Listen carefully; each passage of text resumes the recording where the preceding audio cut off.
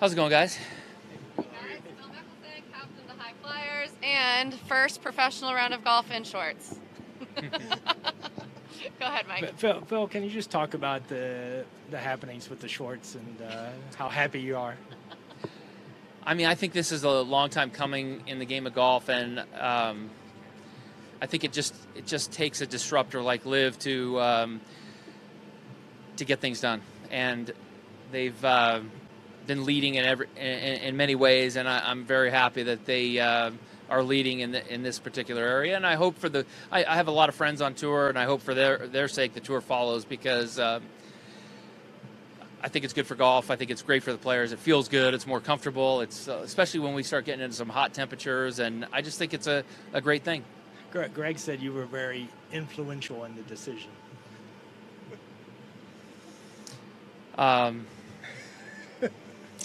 I might have given my input. And also, can you just talk about your play today? You said you felt like your game was coming around and finally manifested itself.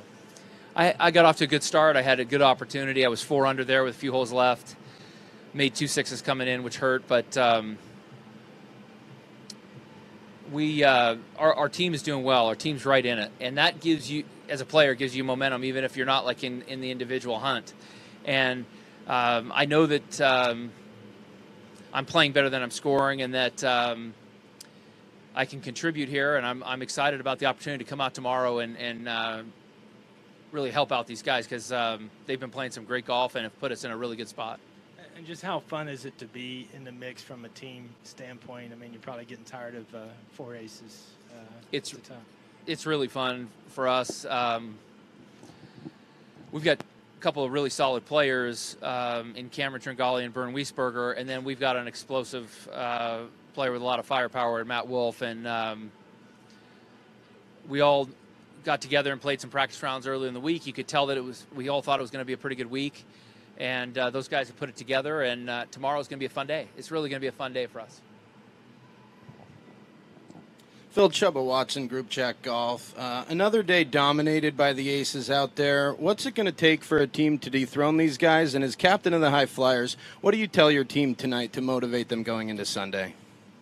I feel dominated might be a bit of a strong word to describe being 3 back, but they're playing some good golf. They have a very deep team, and it's going to be an exciting day tomorrow, because you've got a bunch of great names fighting it out for the individual title, and you've got 3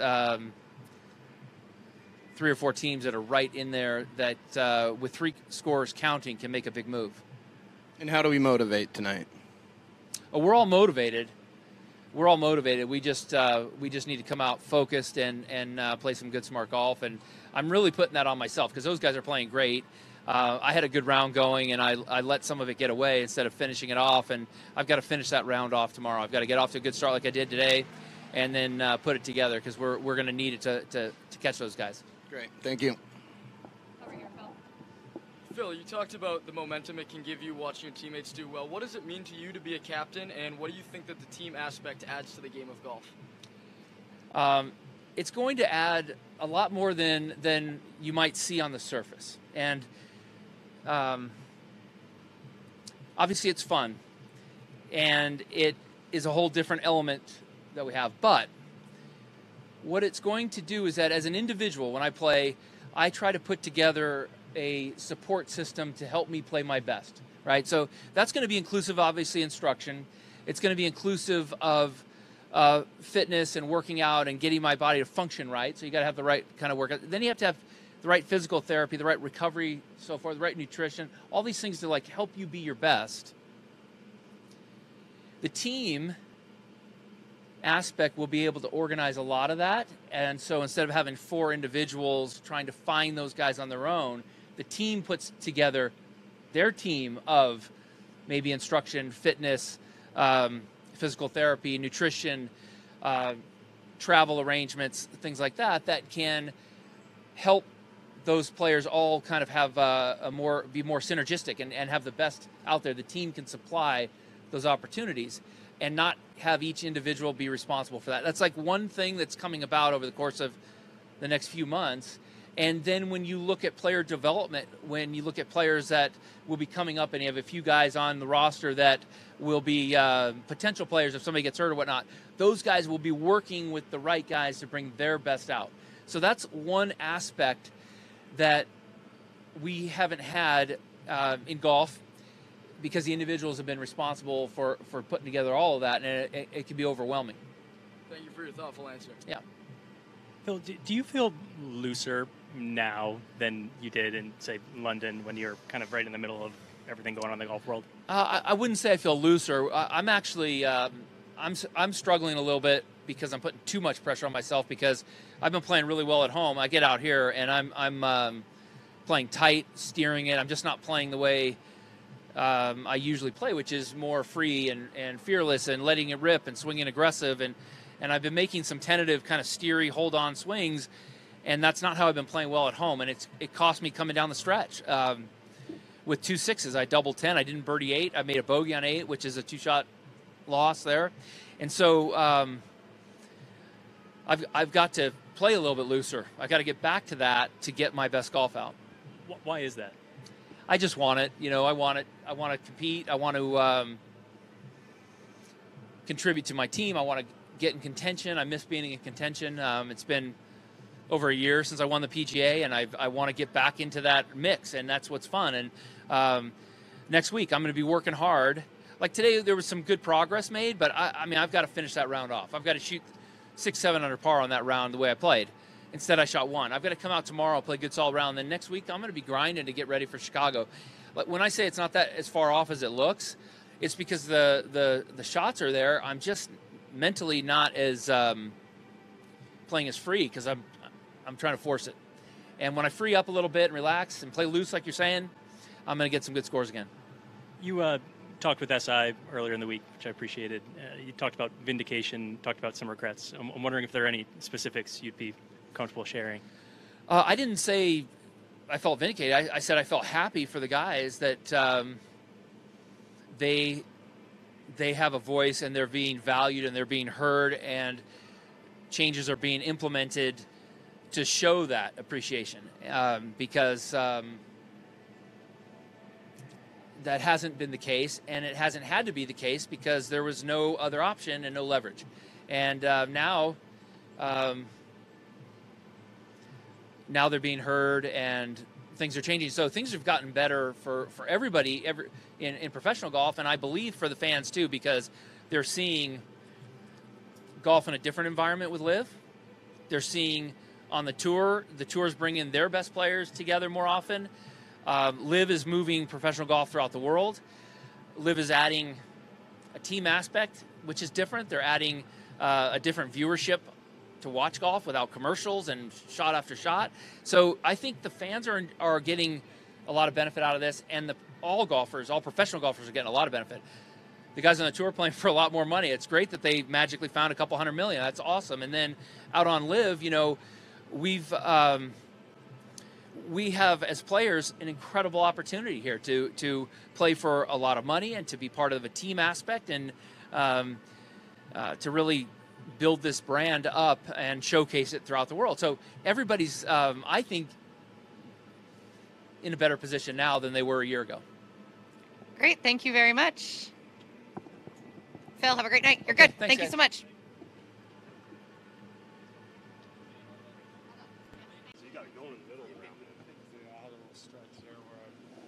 Okay, guys, we have Dustin Johnson and Talor Gooch, both from the Four Aces, who are trying to three-peat with the Four Aces. Mike, go ahead. Dustin, right here. Looks, you've been trending toward going really low, and is it nice to finally get to that point? Yeah, I mean, I've been playing solid. I feel like every week, each round, I feel like I'm, doing the right thing. So eventually, it's all going to come together. Even today, today was good at times, but still, made a few, quite a few mistakes. But the game is definitely in good form, and I like where, the direction it's heading in. And Talor, speaking of good form, obviously continued good play, able to shrug off that first bogey. Yeah, I mean, like you said, the game's been in good form, and I was able to throw out one low round last tournament, but it's nice to throw out a couple more this tournament and see if we can both throw out one more tomorrow and get the team win. And speaking of that, I mean, you guys are obviously in control again after 36 holes. Can you just talk about continued success for Four Aces? I mean, I wouldn't say we're in control. You know, we're one bad day away from not getting another win. So we got to go out and play some more great golf again. There's a bunch of great golfers here, and I didn't see what the final tally was for all the teams, but I know there's a bunch of great golfers, and we can't just show up and expect to win. So we got to go play some great golf. I don't know, Talor, if you were lobbying Dustin on joining the team, or Dustin, you were recruiting, but can you explain how that went down, and with the wins piling up, do guys lobby and try to make moves to get on the team?